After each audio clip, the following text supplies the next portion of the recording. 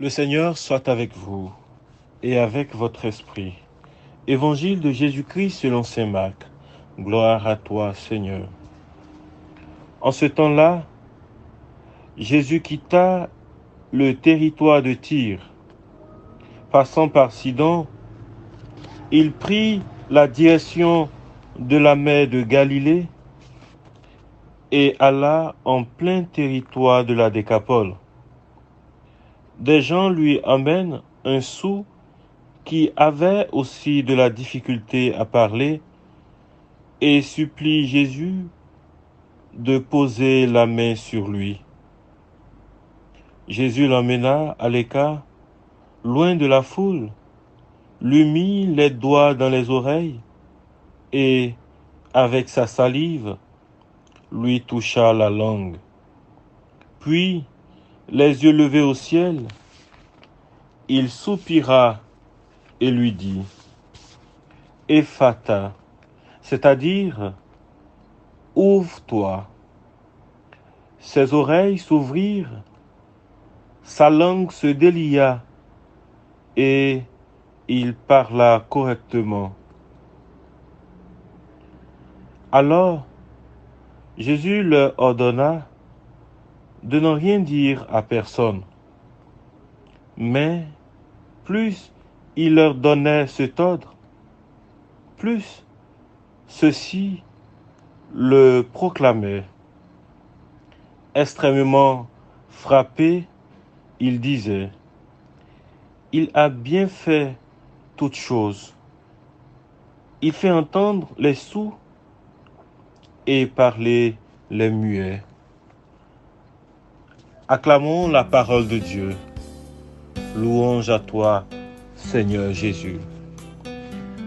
Bien-aimés frères, bien-aimées sœurs dans le Seigneur, la bonne nouvelle aujourd'hui, c'est que Jésus vient nous guérir de cette infirmité qui nous fatigue, afin de nous restaurer dans notre dignité de fils et de filles de Dieu.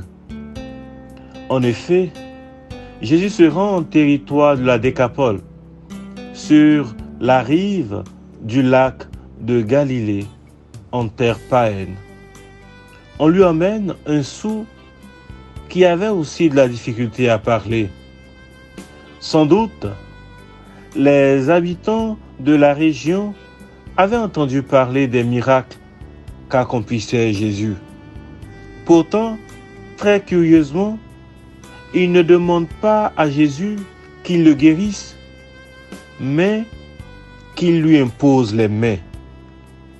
Cependant, Jésus, devant la souffrance des hommes, quelle qu'elle soit, est toujours saisi de compassion. Il va donc non seulement guérir cet homme de son infirmité physique, mais il va aussi lui rendre toute sa dignité humaine et sociale. Frères et sœurs, le Seigneur veut que nous soyons des hommes et des femmes ouverts à Dieu et aux autres, dont les oreilles soient capables d'entendre sa parole pour l'accueillir comme l'écrit Saint Paul, pour ce qu'elle est réellement, non pas une parole d'homme, mais la parole de Dieu qui est à l'œuvre en nous les croyants. Oui, le Seigneur veut que notre langue soit déliée, pour que nous ne restions pas muets, mais pour que nous lui parlions.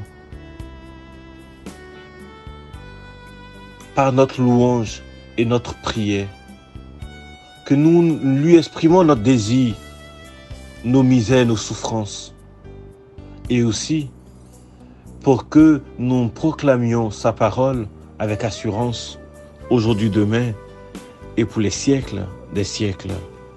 Amen.